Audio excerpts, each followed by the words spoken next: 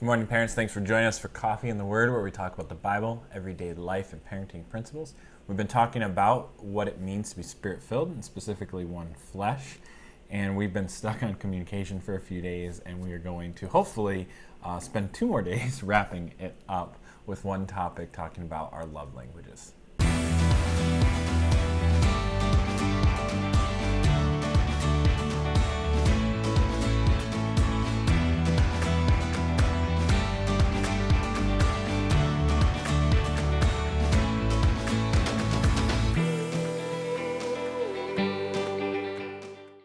Okay, so we've been a long time here. We one just topic. can't seem to communicate about communication. Right. But communication is such a foundational principle, good communication. Well, I think what's interesting is communication really does take time. And it's taken us time to Yes. communicate about communication. Okay. Nerd. So, Okay. we're in Ephesians 5, and we're really marinating in this idea of being one flesh from Ephesians 5:31. Just move on, okay? Move on. I'm just thinking about meat and Worcestershire sauce right now. Ooh, will you make me steak for dinner? I don't know. I just communicated my expectation. Did you? Ephesians 5:31, it says, "For this reason, a man shall leave his father and mother and shall be joined to his wife, and the two shall become one flesh." Now, what I love is that we've been in Ephesians 5 talking about being spirit-filled, overflowing with the Spirit of God, making the most of every opportunity, so being imitators of God. Right. This one flesh is framed in that conversation. Yep. That when we're overflowing with the Spirit in our marriage, then we are one flesh, and people can see the Lord. We're making the most of every opportunity. We're being imitators of God. And so that takes intentionality. It does. It takes work. It does. It takes communication. And under that, we have a responsibility to get to know one another and be able to communicate well in order that we can, imitate God in the moment and know what they need. And we talked about that when we talked about need for the moment. Right. And even Philippians 2, thinking about, putting someone else's needs before our own. Right. That idea that I can't communicate to you the way that I want to be communicated to and expect that to work. Right. I need to think about what works for you. Right. And the best time, So the best tone. if you all those didn't, things. though, need for the moment is a great thing. We did a 2-episode thing on that to go back and listen to and watch those, because looking for the need in the moment is so important. But one of the principles we could have talked about then, we've kind of referenced a lot of different times. Yeah, we figured we'd just do it all. Is right here. We've talked about the fact that Gary Chapman wrote this book called 5 Love Languages. Now, subsequently, he took that principle, changed a few words, and wrote 15 books. You can get 5 For your love languages, kids. 5 love languages for marriage, 5 love languages for kids, for youth, for old people. I don't know. There are so many books out there. He on found it. his niche, and he just, really stuck there. It's But he good. wrote the same book 10 different ways. That's okay. Good for him. All right. So, So what I'm saying with that is there's no need to go fill your entire library in your house up with all the different versions of the 5 Love Language book. if you have one, then Yeah. you know the main The original idea. principle, understanding the principle is really where it's at. Since then, actually, technology has changed, and there is an app as well. I did pull it up a few minutes ago to look at it. Now, I lost it. It's something that you might find useful, especially Yeah. if having So it's something called on your phone to remind you. Love Nudge for Couples is the app. Oh yeah. And so I've looked at it, used it, downloaded it, played with it. One of the best things about it is it has this, which you may or may not be able to see, but it has this wonderful pictorial graph that it has you take a test and you can figure out your own love languages. Yeah, assess your own love language and what that means. Yeah. There are other functions within it that could easily be transitioned into manipulation. It is designed for the purpose of sharing, hey, honey, can you do this? Like a to-do list kind of thing. But I would caution you in how you use that app, because it could get into manipulation. Well, it just depends on personality. So basically, you can use the app to say, okay, these are my needs. This is my love language. I want you to write a poem for me every other day. That's one of the things that it says you can do. This is my love give language. I suggestions, need you gives to ideas. love me in this way, and here's how I'm feeling right now. Well, that could be really good for people who maybe don't have a whole lot of time to communicate daily and take like a, this is how things are going. But it also could be something that overwhelms, or like you said, that gets used wrongly. But you just have to figure out what's the tool that works for you and your spouse. So if you read the book or you get the app, you can take the test and kind of see where your love languages are. So before you do that, kind of understanding what the purpose of the love languages are, and the fact that there really are 5, right? Right, there are 5. And so to give a foundation with this, we look at Proverbs 22:6, which is train up a child in the way they should go, and even when he's old, he will not depart from it. God has uniquely wired everyone with specific purposes. Mm-hmm. So he gave you a purpose, me a purpose, our kids a purpose. And so it's really looking to the way God created us. Mm-hmm. Yeah, that verse is talking about kids, but it applies to each one of us because we all were born once. So children. You were? We were all born once. Oh, and not Eve. Okay. Did she have a belly button? Oh, boy. Did Adam? Right. I don't know. Anyway, we all were wired with these specific... I think I just thought of the answer. Not today. I think it's yes, they did. Because why do guys have nipples? So, I don't know. But go on. All right. So glad you joined us this morning. We've had too much coffee already. Onward with the 5 love languages. So it's the idea that, we're all knit together by the Lord. We are his masterpiece. We're unique. We're fearfully and wonderfully made. We all have this different wiring. And so we can't assume everybody is a cookie cutter mold of this works for me and so this will work for them. We have to dig in with our kids and find out who God made them to be. We have to dig in with our spouses and figure out, how do they receive love? How do they give love? Because that's really the principle of the 5 love languages, right? Yeah. Yeah, and so you have this, it's honestly the way you communicate, the best way you communicate. And just like we talked about when we were talking about men and women, men are very analytical, women are very emotional. You have this natural balance with these 5 different aspects. And so number 1 is, where are we starting? Oh, I just thought there was like a right order. No. We will start with words of affirmation. Words of affirmation. We talked about affirmation before, so maybe this will be the quickest. Okay, so words of affirmation is the person needs, they have this tank, Every person does, not just the words of affirmation person. Yeah. You have this tank that needs to be filled with good words. It's called a love tank. And if you ever use that term in front of your teenagers, they'll laugh at you because we did it once. Yeah. Your teenagers laughed at us. Each of these 5 things have a tank. The difference is your love or your affirmation tank might be 1 gallon. And someone else's might be 20. An entire pool. Right. We all have a different level of need for affirmation. Everybody probably needs it to some degree. But for some people, if this is their primary love language, how they give and receive love, you can see that in the way... Give and receive. Yeah. Yes. You can see that in the way they speak because they will always be coming alongside of people and saying, yeah, you're so good at this. You're so awesome. Yeah, I just love it. You're so wonderful. Chances are the person who says those things a lot needs those things a lot because that is how they communicate and receive love. Right. And so what I love about the 5 love languages is that we can see that Jesus represented all 5 of them. Okay. He gave and gave love, yes, to people in each of these ways. Words of affirmation. He's sassy a lot, man.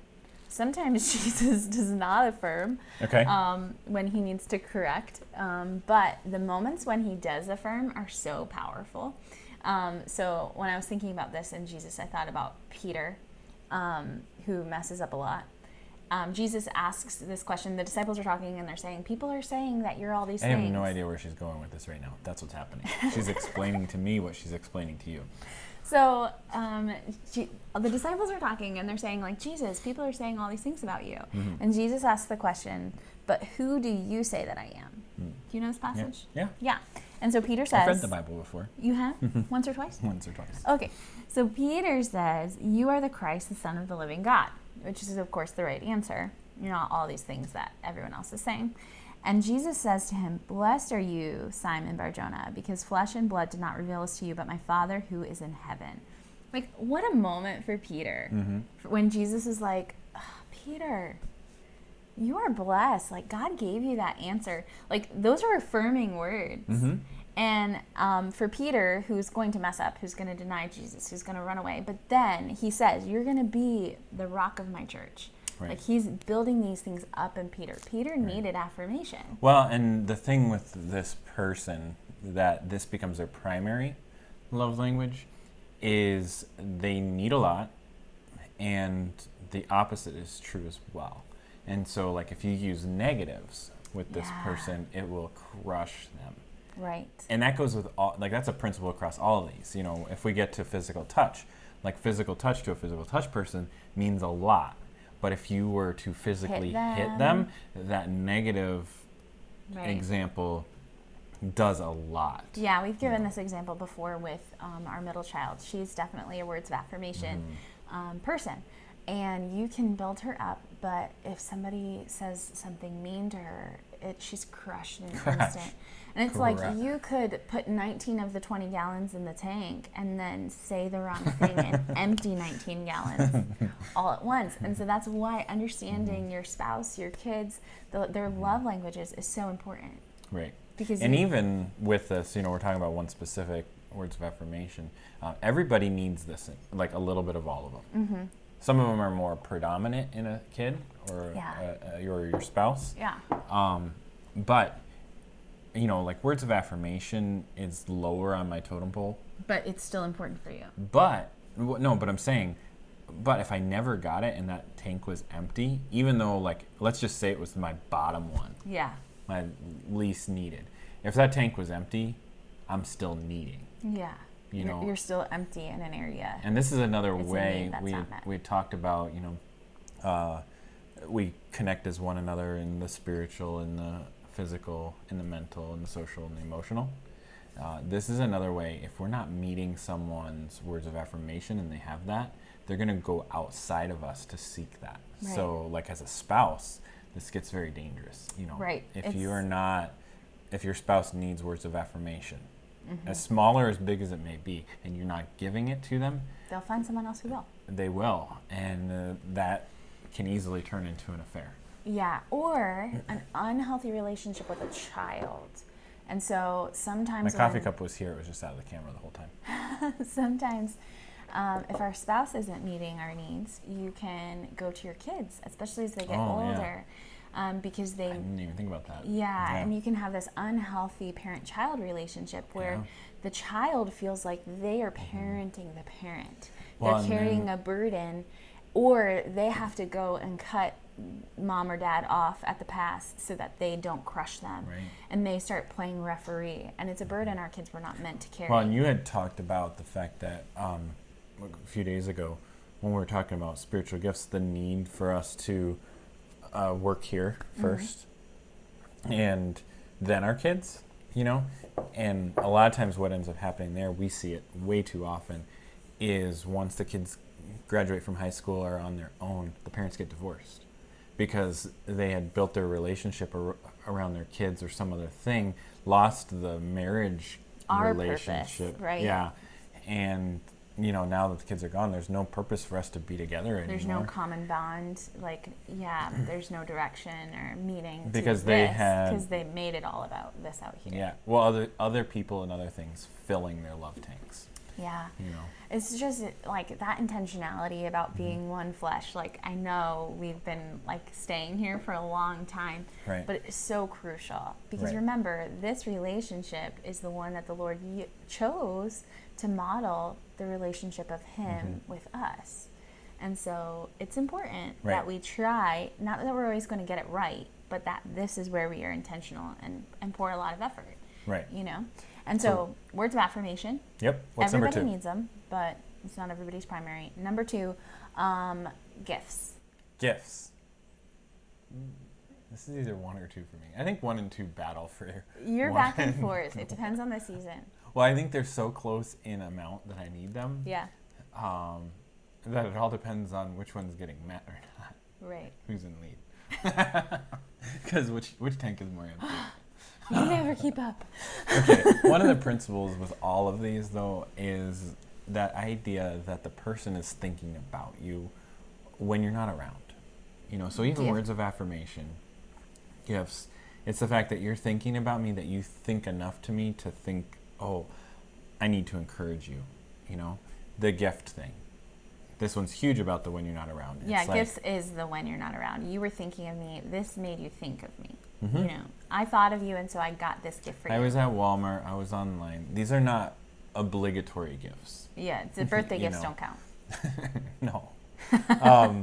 And honestly, if you have a person who gifts is their thing, generally, I'm making a statement here, generally, they actually don't like birthday gifts, Christmas gifts, and things like that because they're these quote-unquote obligatory gifts.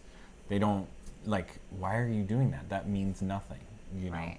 What they want is that very personalized, I was thinking of you. And it doesn't have to cost money. It doesn't, No. They can be handmade. They could, I think about when, my child brings in a flower or something from outside, it's this, I was thinking of you, and so this is for you. It doesn't have to be something expensive. Right. Gifts for you is a big thing. Mm-hmm. My gifts tank, it's not even a gallon. That one might actually be a negative. If you give there me might be a gift, hole in the ground, not a tank. I don't know. I don't like gifts. I don't like them at all. Now that's something, upbringing can change these things. And so Christy did just grow up in a situation where there wasn't a lot of money. And so spending money on herself seemed like a waste. And so that developed this trait Guilt, in you, kind of. where you feel guilt when you get gifts. Yeah, I still just don't like them to this day, even though I've wrapped my mind around the fact that, we can afford them or it's okay, and I will, appreciate them. But Right, and the tough thing for me is, gifts is either one or two for me, and so I also communicate gifts. Love with gifts, yeah. And so, I'm constantly, not even looking, it's just natural, oh, Christy would like that, or that would be great, and then she's like, why'd you get me this? I try not to say that. Well, it started that way. Right. Thank you so much. I remember the first time when we were dating, you were in college and you were at Liberty in Virginia and I was in Florida, still in high school. And I'm like, oh, I'm going to be that cool guy, that gets you flowers for Valentine's Day, our very first Valentine's Day. So I spent $80 to buy flowers and get them shipped to you. And they didn't even get to you till a week later, and they were half dead. No, they weren't. They were alive. Okay. I think it was 2 days late. Not your fault. They couldn't find where I lived on campus or something. Yeah, they couldn't deliver them. And so they were delivered to the music hall or something. Then when you found out how much they were, you it crushed you. And then that crushed me because I'm like, well, that's all the money I had. It's a good example of how love languages and communication matters, because I didn't mean to empty your tank, and you thought you were filling my tank, and neither of us were doing what we intended to do. I was trying to take the burden off of you of hey, you don't have to spend money on me. I don't actually care about flowers. Yeah. And in that, I just communicated that your gift meant nothing to me. Right. And crushed you as a human being. So it's not intentional. No. It's super important. Words of affirmation and then gifts. Those are just the first two of the 5 love languages. Right. And so I hope that this is helpful in giving you a context of how to communicate better, because that's what we're trying to do. This is train up the child in the way they should go. That's really the understanding of looking at how God has created your spouse, your kids, and who they are, how he knit them together, wove them together in the as an individual. And with that, okay, now how do I take that individual and communicate the best with them? Yeah, putting their needs before my own. Their love language before the way that I would naturally communicate love. Right. Okay, that's a great Jesus, reference. Philippians 2. Because if I would just buy you gifts all day because that's my thing, or I would just come over and snuggle with you all day because that's my thing. Also, a zero, a hole in the ground. Yeah. Physical damage. So, and think that I'm doing something and I'm not, because that's not the way you're wired. Right. You want me to go over and wash those dishes that are sitting in the sink right now. Right. Acts of service, man. We'll get there tomorrow. Join us tough. tomorrow. Right. Join us tomorrow at 8. We'll keep talking about the love languages. If you haven't heard yours yet, it's coming.